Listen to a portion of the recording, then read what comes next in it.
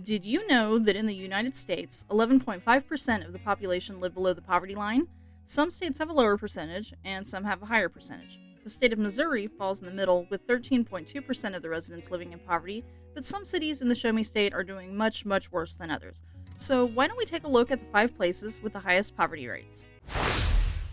Number 5, Jennings.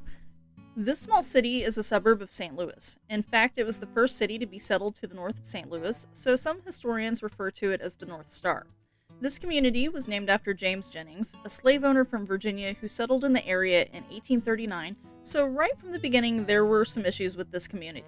One of the issues seems to be subpar schools, because 19.9% of the adults over 25 in Jennings have not graduated from high school, and only 9.4% have earned a bachelor's degree, which puts the city well below the state and national education rates.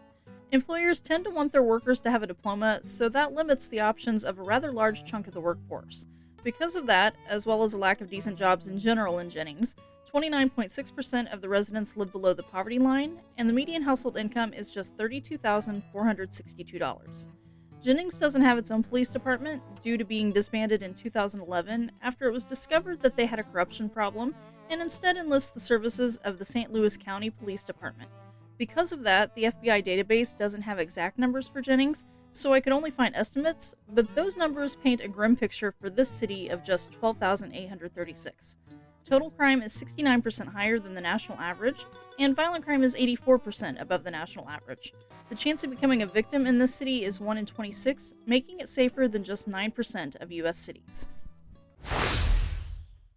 Number 4, Berkeley. This is an inner ring suburb of St. Louis that sits right next to Ferguson, and it's one of the most dangerous suburbs. Typically, when a community has only 8,031 residents, you can expect there to be a low crime rate, but not in Berkeley. They reported 6 murders, 201 assaults, and 626 property crimes on the last FBI crime report. That puts their total crime rate at 354% above the national average, and the violent crime rate is 660% higher than the national average, which is just mind-boggling. There is a 1 in 10 chance of becoming a victim in Berkeley, and it is safer than 0% of American cities. That's right, all other cities in America are safer than this place, every single one.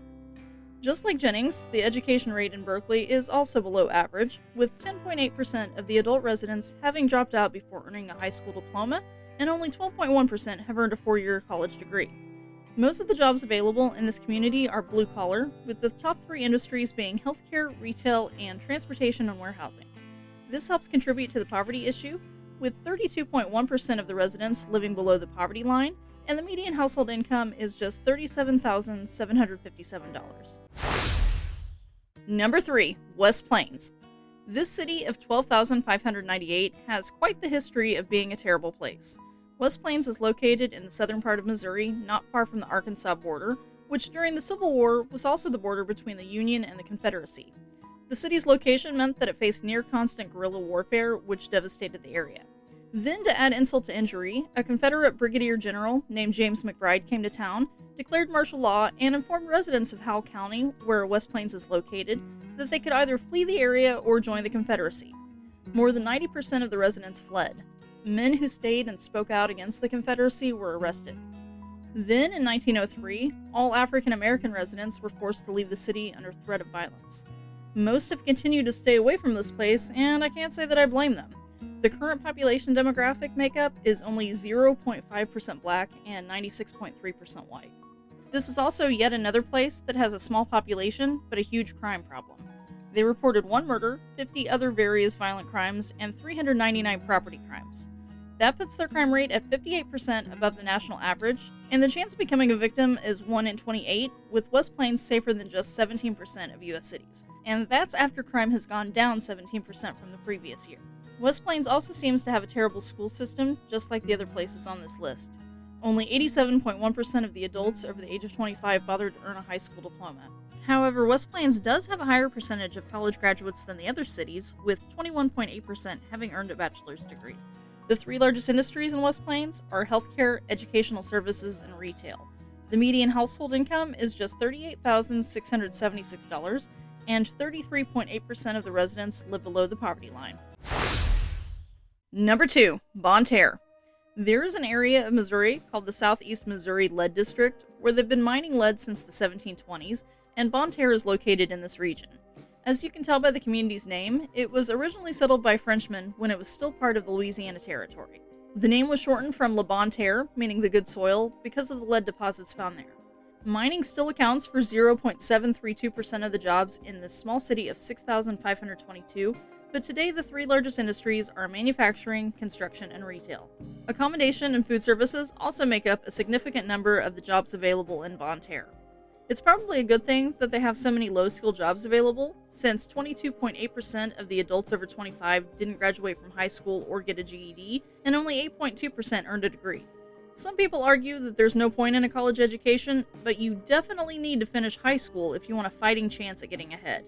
This is part of why the median household income is only $34,409, and 34.8% of Bonne Terre's residents are impoverished.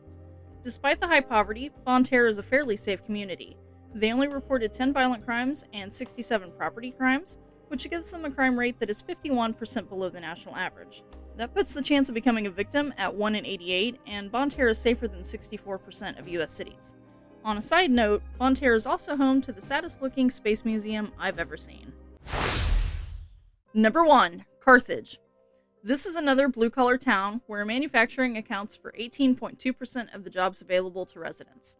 Retail is in second place, and educational services is in third place. Typically, these aren't high-paying jobs, and that is part of what makes it so hard to get ahead in Carthage. Of course, it doesn't help that only 73.5% of the adults in this town have graduated from high school, so that's a factor as to why the city has an astounding 34.9% of the residents living below the poverty line. That's more than one-third of the 15,568 residents, so there are a lot of miserable people living in this place. The median household income is only $43,526.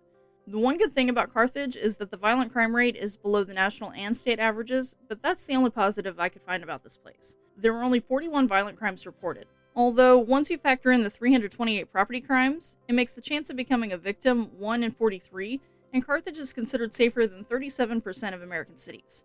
Carthage does have a pleasant nickname, though. They call this America's Maple Leaf City for the trees growing around town, and they have a festival in October for it. If you liked this video, you'll probably enjoy my playlist on other Midwest communities that are battling the same issues. It's up on the screen now for you to click. Thank you so much for watching. Until next time, I remain stuck in the cornfield.